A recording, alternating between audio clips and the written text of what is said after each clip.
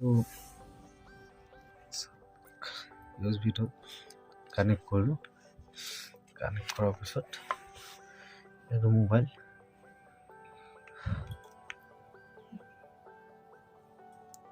এইটো চাব পাৰে।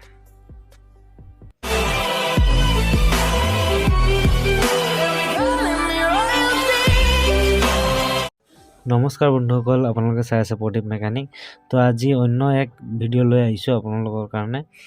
আজিৰ ভিডিঅ'টো অলপ টপিকটো ডিফাৰেণ্ট হ'ব। আজিৰ টপিকটো আপোনাৰ হৈছে মোবাইল চাৰ্জাৰ। তো আপোনালোকে ভাবি আছে মোবাইল চাৰ্জাৰনো কি ডাঙৰ কথা, চব মোবাইলৰ লগতে আহে। নহয়, আজি মোবাইল চাৰ্জাৰটো সেইটো মোবাইল চাৰ্জাৰে হয়, কিন্তু আজি মোবাইল চাৰ্জাৰটো হৈছে আপোনাৰ গাড়ী বা বাইকৰ কাৰণে। মানে বাইক বা গাড়ীত আপুনি কানেক্ট কৰি এই চাৰ্জাৰটো আপুনি মোবাইলৰ ফোন USB দি যি চাৰ্জ হোৱা বস্তু থাকে সেইবিলাক আপুনি চাৰ্জ কৰিব পাৰিব। সেয়াৰ ওপৰতে ভিডিঅ'। তো আজিকালি বেছিভাগ আপোনাৰ নতুন গাড়ীবিলাকত আপোনাৰ চাৰ্জাৰ থাকেই, ফোন চাৰ্জাৰ থাকেই। নতুন ধৰণৰ বাইকবিলাকতো চাৰ্জাৰ থাকে, যিবিলাক বাইকৰ আপোনাৰ পুৰণা হয় তাত য'ত চাৰ্জাৰ নাথাকে আৰু নতুন চাৰ্জাৰ কানেক্ট কৰিবলৈ বহুত টকা লাগে। সেইবাবে মই কম খৰচতে আপোনালোকৰ কাৰণে এটা পোৰ্টেবল মানে সেইটো আপুনি খুলিও ৰাখিব পাৰে বা কানেক্টো কৰিব পাৰে, এনেকুৱা টাইপৰ চাৰ্জাৰ লৈ আহিছোঁ।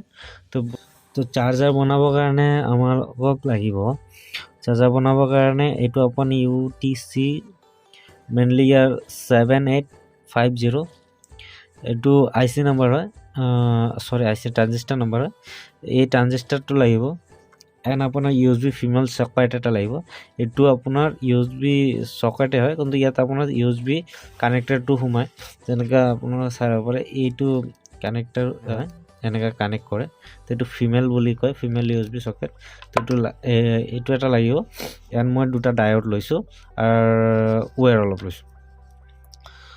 তো মোৰ এইটোৰ প্ৰাইচ পৰিছে আপোনাৰ 15 টকা, এইটোৰ প্ৰাইচ পৰিছে 10 টকা আৰু এই দুটা 1 টকা। তো টোটেল মোৰ খৰচা হৈছে চাৰ্জাৰটো বনাবৰ কাৰণে 27 টকা। তো 27 টকাত এনেকুৱা 27 ৰুপিছত মই ফোন চাৰ্জাৰ বনাম। মেবি মই এইটো এইটো ট্ৰানজিষ্টাৰ লোৱাৰ কাৰণ হৈছে মেবি বাইকত জানে যে বাইকৰ বা গাড়ীত আপোনাৰ 12 ভল্টৰ বেটাৰী থাকে। যিহেতু 12 ভল্টৰ বেটাৰী থাকে, তো সেইটো 12 ভল্টৰ আপুনি ডাইৰেক্ট ফোন কানেক্ট কৰিলে আপোনাৰ মোবাইল বেয়া হ'ব বা ফোনটো ব্লাষ্ট হ'ব পাৰে। তাৰ কাৰণে এইটো ট্ৰানজিষ্টাৰ লৈছোঁ। এইটো আপোনাৰ চাৰ্জাৰ আপোনাৰ USB কেবল কানেক্ট কৰিব। আৰু ডায়োড দুটা হৈছে আপোনাৰ ছেফটিৰ কাৰণে, জানে যিহেতু ডায়োড দুটা আপোনাৰ ৰিভাৰ্চ নহয়, সেইকাৰণে ডায়োড দুটা ইউজ কৰিম। তো প্ৰথমে USB ফিমেল চকেটটো কানেক্ট কৰিম, ইয়াৰ লগত ডায়োড কানেক্ট কৰিম। আৰু মেবি আপোনালোকক কৈ দিওঁ যে ফিমেল চকেট আপোনাৰ পজিটিভ নেগেটিভ। ফিমেল চকেট এইফালৰ পৰা চাব গ'লে এইটো লেফ্ট ছাইডৰ লেগটো আপোনাৰ পজিটিভ হয় আৰু এইফালৰটো নেগেটিভ হয়। আৰু আমাক এই দুটাই প্ৰয়োজন হ'ব, কাৰণ সেই দুটা মাজত দুটা ডাটা কানেকশ্যনৰ হয়। তো চাৰ্জাৰত আমাৰ এই দুটা কাটিব, এইটো ইউজ নকৰোঁ, এইটো আমি এক্সট্ৰা কৰি এবাৰ কাটি দিলোঁ। দুটা কাটি লৈছোঁ। ইয়াতে ডায়োড কানেক্ট কৰিম। ডায়োডটো সদায় পজিটিভত কানেক্ট কৰিব। নেগেটিভ কৰিলেও নেগেটিভতো হয়, কিন্তু মই পজিটিভত কৰিছোঁ, আপোনালোকক সেইটোৱে ছাজেষ্ট কৰিম।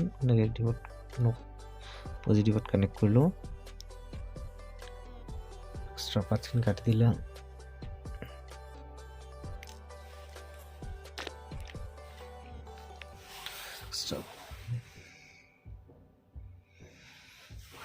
তাৰপিছত আপোনাৰ ট্ৰানজিষ্টাৰটো ল'ম। ট্ৰানজিষ্টাৰটোৰ আপোনাৰ এইটোৰ পৰা ইনপুট হ'ব, এইটো আউট হ'ব। ডায়োডৰ যোনটো আপোনাৰ এইটো চাইডৰ লেগ আছে, কাটি ল'ম।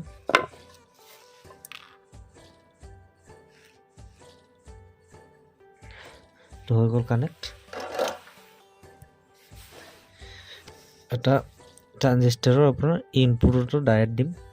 ডায়োডটো সৰু কৰি লৈছোঁ।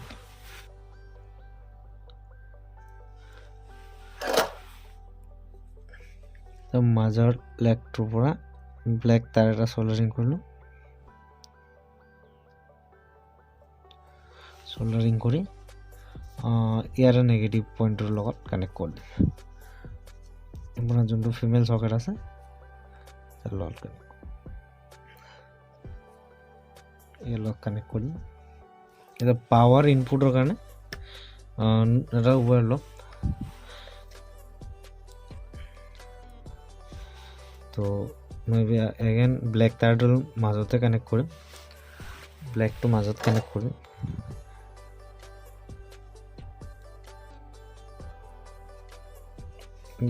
and red to এইটো ডায়োডৰ এই মূৰত কানেক্ট কৰি দিম হৈ গ'ল তো আমাৰ চাৰ্জাৰ এতিয়া ৰেডি হৈ গ'ল এতিয়া চাৰ্জাৰটো আমি টেষ্টিং কৰিম তো পাৱাৰ দিম তো পাৱাৰ দিয়াৰ আগত যেহেতু বাইক বা গাড়ীৰ বেটাৰীৰ পাৱাৰটো আপোনাৰ 12 ভোল্ট হয় সেইকাৰণে ইয়াতে আমি পাৱাৰটো চেক কৰিম এইটো হৈছে আপোনাৰ নেগেটিভ এইটো চাই লওক মিটাৰত চেক কৰিম যে পাৱাৰ ইনপুট negative positive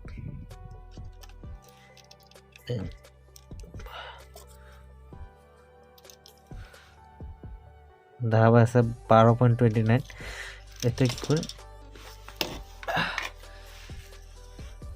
এটার আপনার পজিটিভ কানেক্ট করেন কানেক্ট করে দিল নেগেটিভ কানেক্ট করে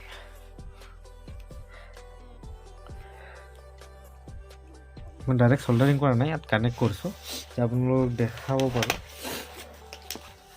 এন্ড আপোনালোকক মই ইয়াৰ আউটপুট ভোল্টেজ দেখাম মই সৰি মই মিটাৰ লক্ষ্য কৰিব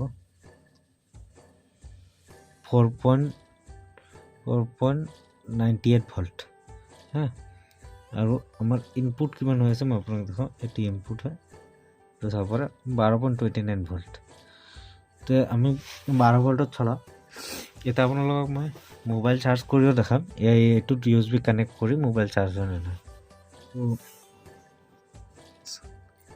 ইউএসবিটো কানেক্ট কৰিলো কানেক্ট কৰাৰ পিছত এইটো মোবাইল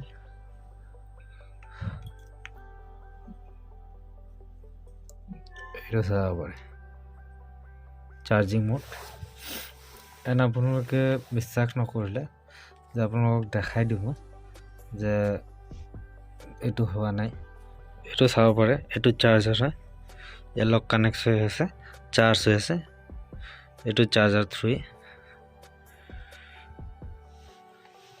দেখা পাইছে চাৰ্জিং হৈ আছে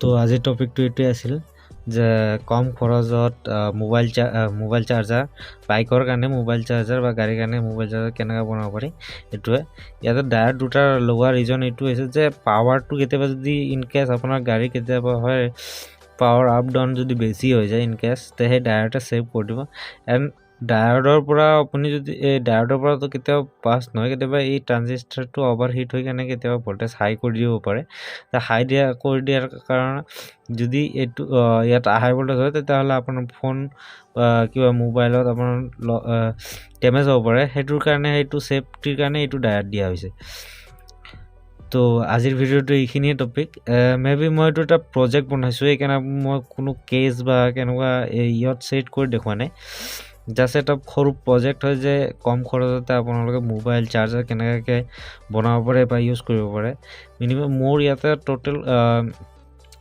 খৰচা ক'ব গ'লে মই 30 रुपीस গৈছে তাৰ 30 रुपीसত আপুনি এনেকা বাইক বা কাৰ ফোন চাৰ্জাৰ নিজৰ বনাব পাৰে আজি কাৰণে এইখিনিতে সামৰিছো আশা কৰিছো আপোনালোকে ভিডিওটো চাই নিশ্চয় ভালে পাইছে যদি ভালে পাইছে তো ভিডিওটো লাইক কৰি দিব চেনেলটো সাবস্ক্ৰাইব কৰি দিব আৰু যিমান পাৰে শেয়াৰ কৰিব এন্ড কমেন্ট কৰি জনাব ভিডিওটো কেনেকৈ লাগিল তো আজিলৈকে ইমানতে সামৰিছো লগ পাম অন্য এক ভিডিওলৈ তো জয় আই অসম ধন্যবাদ।